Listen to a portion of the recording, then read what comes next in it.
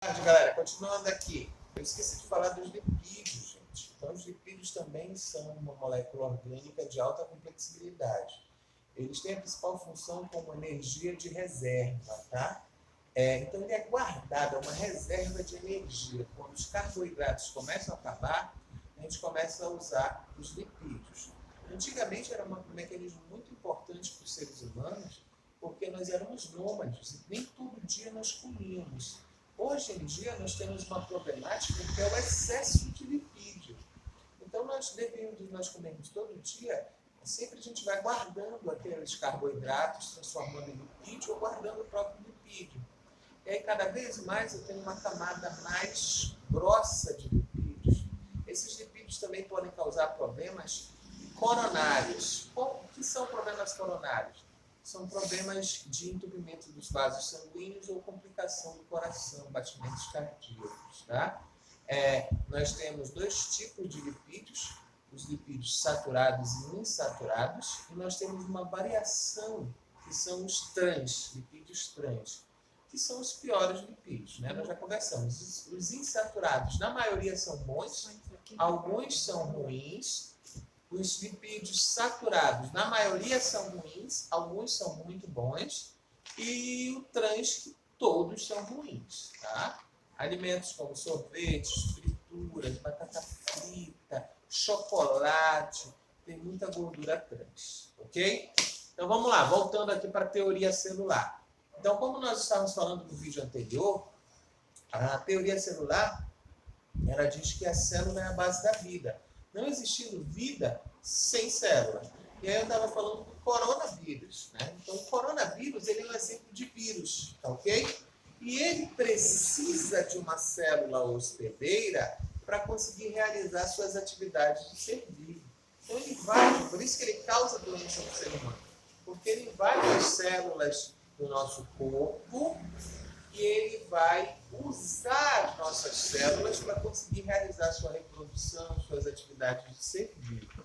Desse modo, ele causa prejuízo para nosso organismo, porque as nossas células param de fazer as ações que elas deveriam para o nosso corpo e vão trabalhar com o vírus. Então, assim, a gente não derruba a teoria celular, mesmo se o vírus for considerado um ser vivo. Porque ele não tendo maquinário celular, ele precisa de uma célula para realizar suas atividades de ser vivo.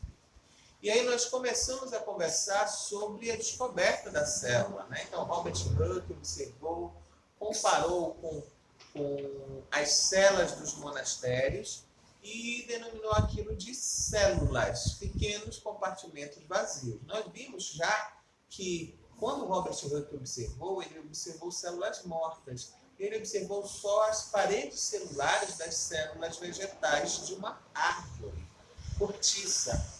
E que elas não são vazias, elas têm muitas coisas. E aí nós começamos a estudar um pouquinho essas partes da célula. A maioria das células tem 3 partes fundamentais. Tá?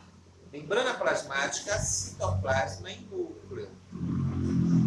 As células procariontes só tem 2, membrana plasmática e citoplasma. Tá? Mas bora ver primeiro o que é essa diferença entre célula procarionte e célula eucarionte. As células procariontes, elas são consideradas células mais simples. A palavra pró significa antes, carionte, carioteca. Então, a palavra procarionte significa antes do surgimento da carioteca.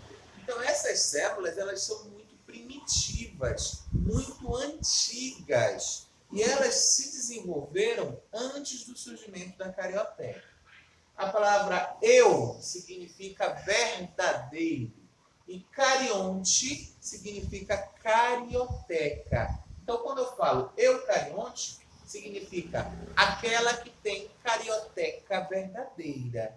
Tá? Então, esse daqui tem carioteca, esse cara aqui não tem carioteca.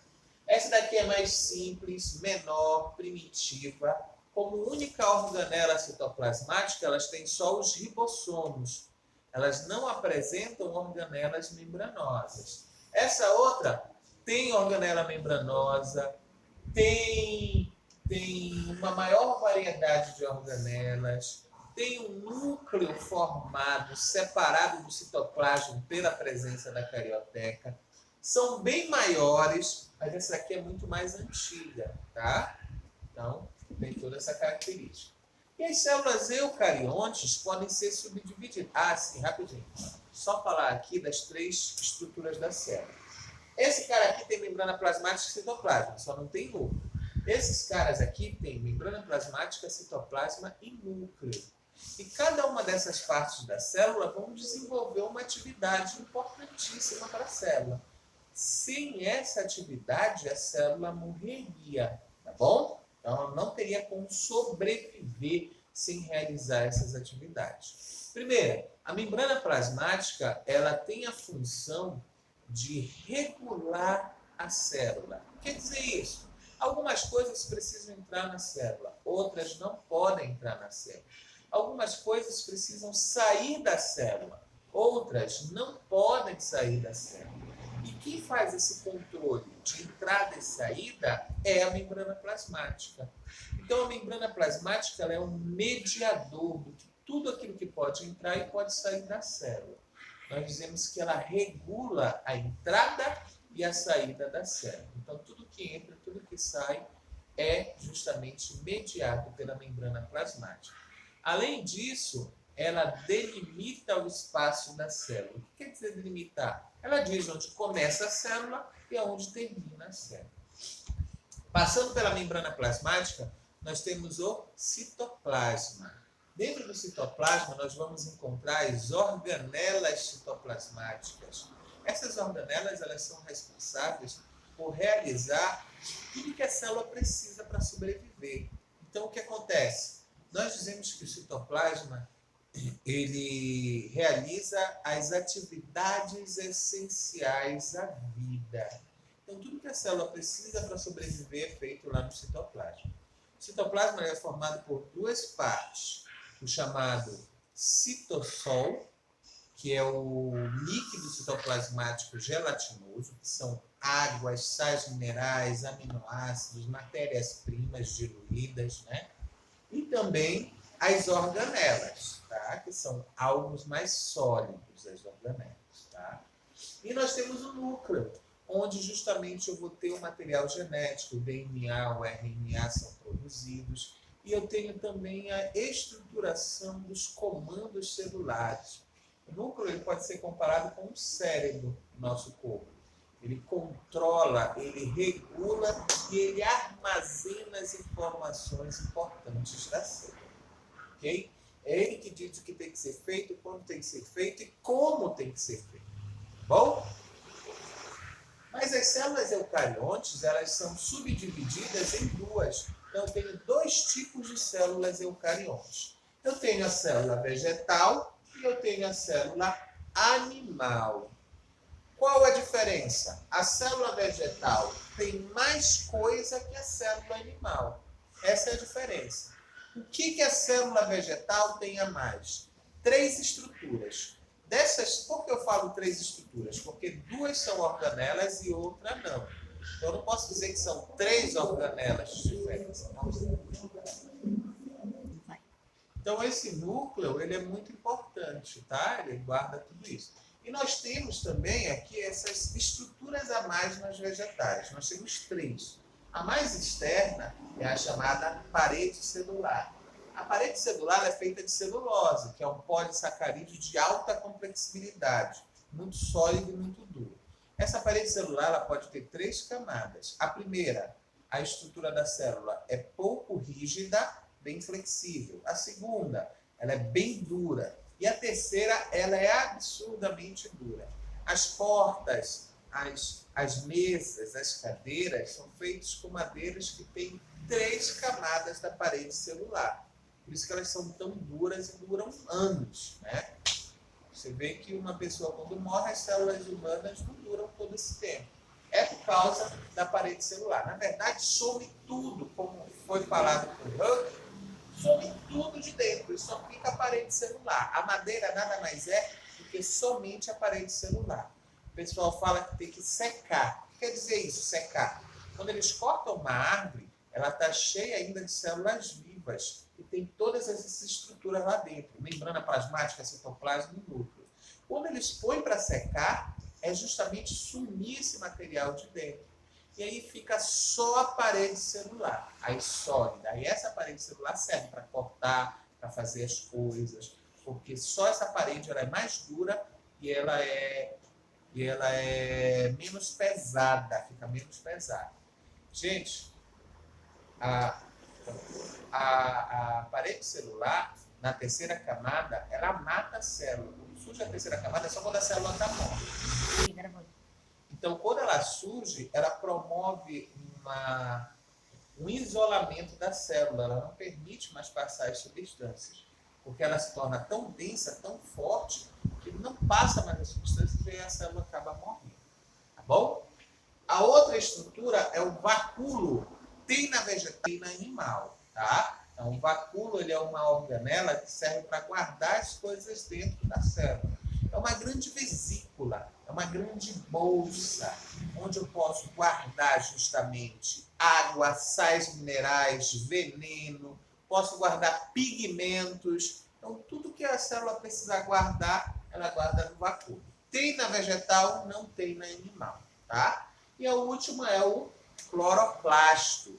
O cloroplasto é uma organela que dá a cor verde das plantas e das algas. Ele produz o pigmento que é a clorofila. E ele é a organela responsável pela fotossíntese. Então, as plantas, as células vegetais fazem fotossíntese, a animal não faz. Então, se ela faz fotossíntese e o animal não faz, quer dizer que a vegetal tem alguma coisa que o animal não tem. Cloroplasto. Tá bom? É uma organela bimembranosa que tem material genético e que acredita-se que foi formado por um processo de simbiose. Então, ele era uma célula especializada em produzir energia, que vivia fora. E aí começou a se associar com uma célula vegetal e entrou dentro da célula vegetal e fez parceria. E deixou de ser uma célula para ser uma organela dessa célula. Então, ela deixou de ser para ser uma organela dela depois de um processo de evolução de simbiose. Membrana plasmática. Nós falamos da membrana plasmática. Falamos que ela é uma bicamada fosfolipídica com proteínas. Nas células animais é comum se ter o carboidrato glicocálix. Tá? Então, tem-se o glicocálix. E aí ele serve para ajudar justamente na célula vegetal. Ela é em forma de mosaico fluido. O que quer dizer mosaico fluido? Significa que ela não é estagnada, ela não é parada, ela é formada por vários pedaços que formam uma estrutura em mosaico e fluidez que ela fica se movimentando. Tá? Como nós já falamos, ela regula a entrada e a saída de substâncias e ela faz isso de dois modos: transporte passivo e transporte ativo. Tá? O transporte passivo é quando ela passa do meio mais concentrado para o menos concentrado sem gastar energia. Nós temos principalmente a difusão. Nós temos a difusão simples, a difusão facilitada e nós temos a osmose. Tá? Difusão simples. Normalmente é transporte de oxigênio e gás carbônico. E ele passa pela parte fosfolipídica da membrana plasmática, sem gastar energia. Bom, então passa sem gastar energia. É como se fosse lá na nossa sala de aula. Ela é fechada, mas o oxigênio consegue passar pelas frestas e ninguém vai lá fora pegar o oxigênio para gente lá dentro da sala. Já a facilitada, eu tenho uma proteína facilitando esse transporte. Essa proteína ela é chamada de permease, também não gasta energia. A proteína vai, pega de um lado, joga para o outro, solta. Vai, pega de um lado, joga para o outro, solta. A osmose é a passagem de água. Então, eu tenho uma passagem de água de um meio para o outro. O que regula essa passagem de água? São os solutos. O que são os solutos? A água é considerada solvente e os solutos são considerados estruturas com cargas elétricas. essa carga elétrica positiva atrai a água negativa, tá? Então, onde tiver maior concentração de cargas elétricas, a água vai atrás, tá bom? Então, quando eu tenho um meio mais concentrado dentro da célula do que fora, a água sai de fora para dentro. Quando eu tenho um meio concentrado mais fora da célula do que dentro, a água sai de dentro da célula. É por causa disso que pessoas náufragas não devem beber água do mar, nunca. Por quê? Porque a água do mar tem uma concentração altíssima de sais minerais, de sódio, cloreto de sódio. Então, o que acontece? Quando a gente bebe a água do mar, estou com sede, não aguento mais, vou beber água do mar. Bebeu a água do mar. Essa concentração de sódio vai ser absorvida pelo nosso organismo. E esse sódio vai estar em altíssima concentração no sangue. E aí, o que ele faz? Ele rouba a água das células. Então, as células que já estavam sofrendo com pouca água, ainda vão perder essa pouca água, porque fora é hipertônico. Na corrente sanguínea é hipertônico e vai tirar a água da célula.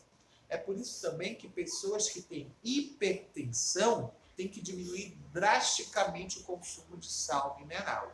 Por quê? Quando ele come muito sal mineral, esse sal mineral se acumula na corrente sanguínea. E aí o que ele faz? Ele rouba a água das células. Quando ele rouba a água das células, ele aumenta o volume de líquido dentro dos vasos sanguíneos. Então, o cara que já tem pressão alta, chega mais água nesse local, vai aumentar mais ainda a pressão. E aí ele pode ter uma complicação devido a esse aumento de pressão. Ok, gente? E nós temos o transporte ativo. O transporte ativo é caracterizado pela pergasto de energia. Que energia que ele gasta? ATP, para ocorrer. O transporte ativo, ele é chamado de bombeamento de íons, bombas de íons. Por quê? Porque ele bombeia de um lado para o outro da célula, ele bombeia íons, principalmente o íon sódio e o íon potássio. Então, o que ele faz? Ele bombeia tanto que cria um desequilíbrio. Por exemplo, está aqui a membrana. Aí eu vou pegar íons de um lado e jogar para o outro. Sódio, vou pegar sódio daqui para fora. Aí eu jogo sódio. Para essa proteína jogar esse sódio para o outro lado, ela gasta energia, ela gasta ATP. Depois eu tenho muito sódio aqui fora e quase nenhum sódio aqui dentro. Esse sódio vai entrar, porque eu tenho esse diferencial de concentração. Muito de um lado, pouco de outro. Quando esse sódio entra, ele leva com eles algumas substâncias. E aí esse é o transporte ativo. Gente, isso aqui é só um resumo, é só uma revisão rápida. Se precisar de alguma fala mais detalhada de alguns desses assuntos, é só conversar comigo que a gente faz essa fala, tá? A gente explica melhor, ok? Falou, gente?